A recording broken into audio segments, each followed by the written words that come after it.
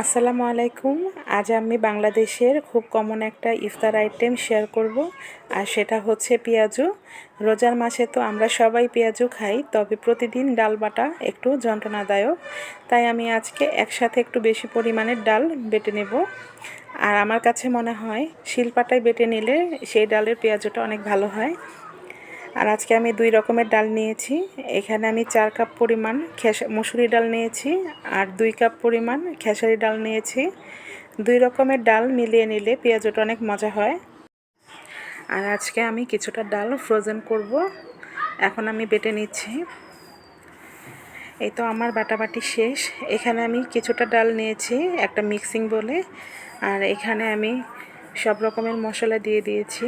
আদা বাটা, রসুন বাটা, মরিচের গুঁড়া, হলুদের গুঁড়া, সামান্য চালের গুঁড়া, ধনেপাতা কুচি, পেঁয়াজ কুচি, কাঁচামরিচ কুচি, এগুলো দিয়ে এখন আমি সবগুলো মিক্স করে নিব। আর কিছুটা আমি বক্সে করে রেখে দিয়েছি ডাল, ওগুলো দিয়ে আমি পরে বানিয়ে নিব। আর কিছুটা আমি এভাবে বানিয়ে ফ্রোজেন করব। এই তো আমি আমার পছন্দ অনুযায়ী শেপ দিয়ে বানিয়ে নিয়েছি। আপনারা আপনাদের পছন্দ মতো শেপ অনুযায়ী বানাতে পারেন। আর আমার কাছে মনে হয় এভাবেই অনেক ভালো লাগে। আমার কাছে বাসায় বানানো পেঁয়াজুটা অনেক ভালো লাগে দোকানের চাইতে। আপনারাও চাইলে এভাবে বানিয়ে নিতে পারেন। আর এখন আমি ভেজে নেব সবগুলোকে, একদম লাল লাল মুচমুচে করে ভেজে নেব। এই তো আমি তেলে দিয়ে দিয়েছি।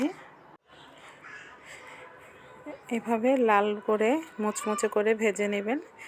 ইফতার আইটেমে ভাজা পোড়া যা কিছুই থাকুক না কেন, পেঁয়াজু না থাকলে আমার ভালোই লাগে না। আমার মতো কার কার এমন পেঁয়াজু অনেক পছন্দ, অবশ্যই জানাবেন। আর এভাবে বানালে পেঁয়াজুটা অনেকক্ষণ পর্যন্ত অনেক ক্রিস্পি থাকে।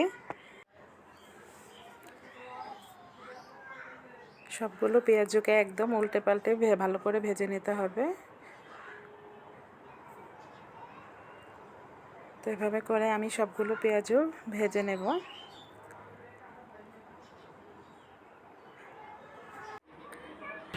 তো ভালো থাকবেন সবাই, নেক্সট ভিডিওতে কথা হবে।